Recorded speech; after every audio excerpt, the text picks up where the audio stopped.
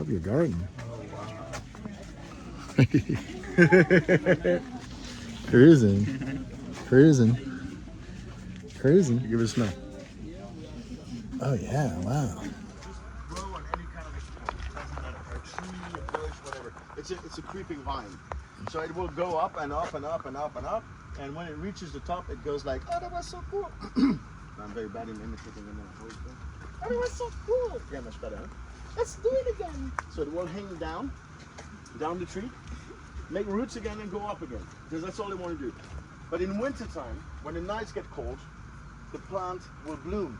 And it's only on the way down that it blooms. That's the reason they wrap like this around the support. Here they use concrete because it won't rot. So it will last way longer than if you use metal or wood. So they wrap it around because only on those way downs you will get flowers. Now last year we had no winter. It was never cold. Never, I mean cold. You guys know what cold is. For us it's cold, but for you it would be just cool.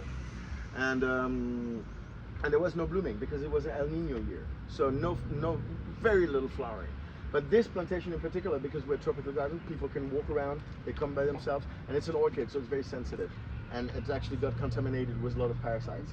So now they restarted it from the beginning. That's the reason I don't have much to show you, except the plant itself. So in July, it will make white orchids. None of them will be naturally pollinated in French Polynesia. Zero. Sorry? Hand pollination? All hand pollination called a marriage. But actually every producer in the world, even in countries where they have insects able to do the pollination, it's such a small percentage that it's enough for the reproduction of the species but not enough for the production. So every single flower in the plantation is hand pollinated. So you can imagine this plantation, when it's top of its shape, when it's then you reach maybe 800 to 1,000 flowers a day that you have to hand pollinate. You lost a few people because of it. No worries, I'm used to it. And after you the flower got pollinated, basically you move the pollen from the male pocket to the female pocket manually with a little toothpick or something like that. And then 9 months later, the stem of the flower grew into the vanilla bean. 9 months. That's a long process. Yeah, just like us, you know. 9 months. 9 months. Yeah, no, but it's really 9 months. Incubating. That's probably why they call it the marriage, the fact to move the pollen, right? But then you still have a big, large, green, long bean pod, and that still smells nothing. It needs to dry. It's only with the drying process that the fragrance and the taste arrives, and that takes 3 more months. With a daily exposure to the sun for about 4 hours. 4 hours a day in the sun when it's possible, of course.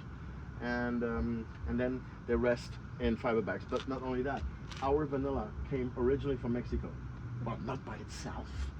It's got introduced, European, brought it from Mexico. The thing is that in this climate, it completely mutated and became its own variety now. It has nothing to do with the original one, and it has way higher fragrance than the others.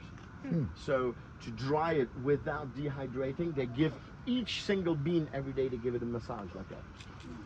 You push on it, you know, press on it. So you move all the saps and all the liquid in there, so the bean will dry without dehydrating, and that's how we get a very super flexible vanilla. And you do that while it's on the vine, or No. It's picked after 9 months and then dried in the sun for 4 hours a day. Of course, you have to turn it around and massage it, so it's super labor intensive.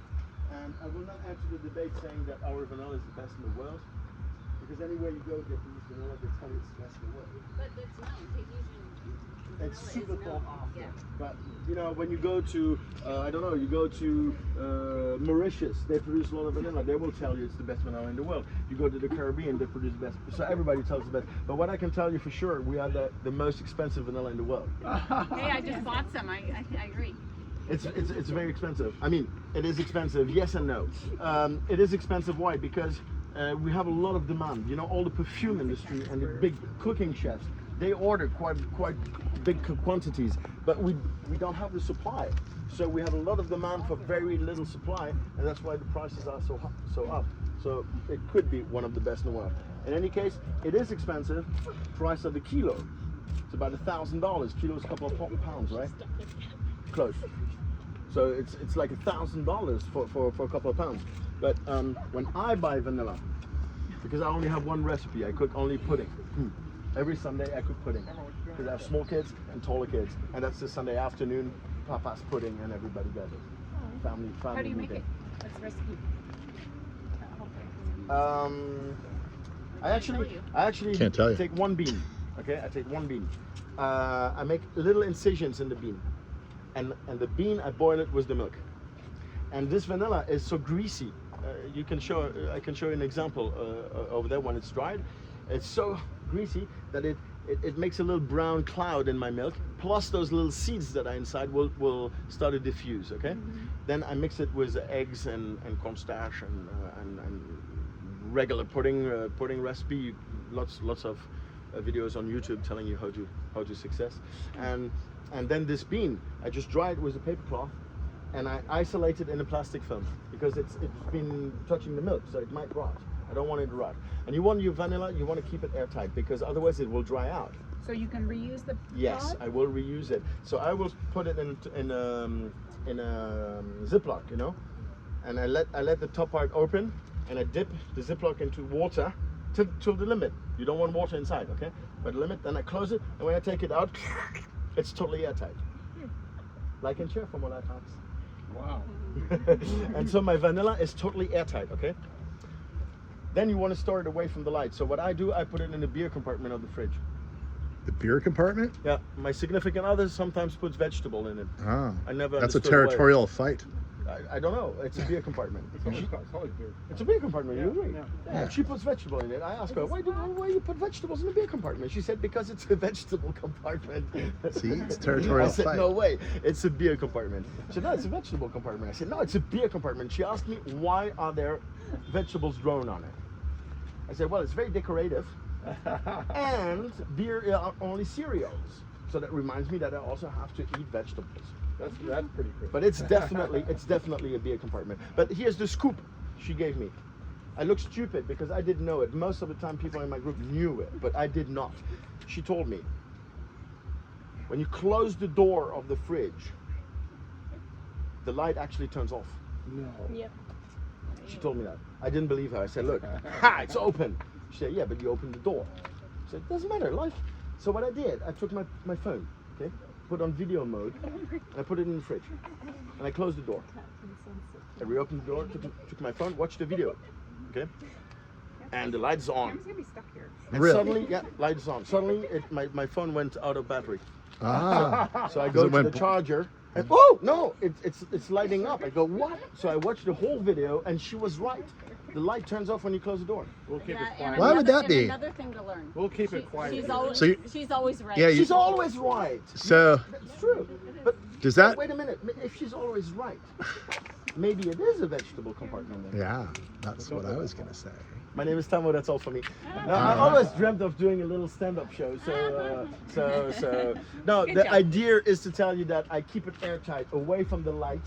You don't need to refrigerate it, but I do because here it's so humid and hot. It's like poltergeist. Stay away So from the that I light. can reuse the bean. Vanilla In bean. my pudding, I can reuse it like 5 or 6 times. And then you can still use your bean in a sugar jar, in your coffee. It will still bring you a little taste. So you got no bean here. There's no bean. There's no more. The row they cleared over there was the only flowers we had that season that we tour guides pollinated. And there were beans, but they cleared it completely. Rhea found the only My bean God, Rhea. in the whole vanilla plantation, 3 beans. right behind. Oh, way more. But like I'm saying, this one has been cleaned, you know. Here's So the vanilla bean right there.